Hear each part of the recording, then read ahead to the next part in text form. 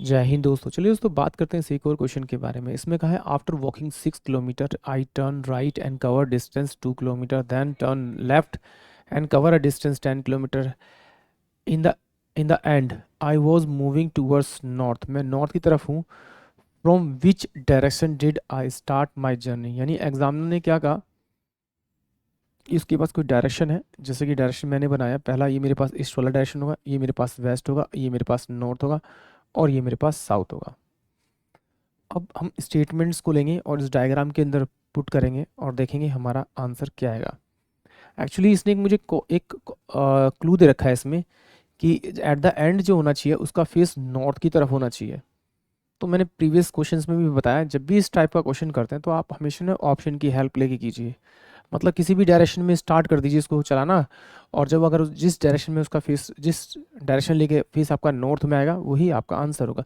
तो हम भी उसी को स्टार्ट करेंगे, उसी को लेके चेक करेंगे।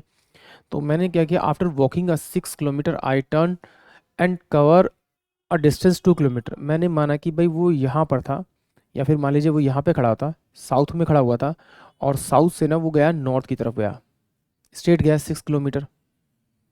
तो ये साउथ में खड़ा होगा, साउथ से किधर गया, नॉर्थ की तरफ गया। ये कितना गया, 6 किलोमीटर गया।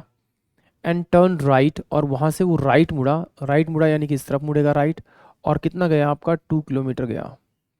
And then turn left and cover distance 10 kilometre. वहाँ से लेफ्ट मुड़ा यानी कि अब जाएगी, ईस्ट की तरफ फेस है तो लेफ्ट के लिए अब जाना पड़ेगा उसे। तो यहाँ पर वो 10 किलोमीटर जाएगा। At the end I was moving toward north, और उसने एट द एंड ऑफ देखा कि वो नॉर्थ की तरफ जा रहा है। From which direction did I start my journey. देखिए लास्ट में जो आ रहा है उसका फेस वो भी नॉर्थ की तरफ आ रहा है। तो इसका मतलब है उसने जो जर्नी स्टार्ट की होगी वो अपनी जर्नी साउथ से स्टार्ट की होगी, यानी कि ऑप्शन बी इस क्वेश्चन का करेक्ट होगा।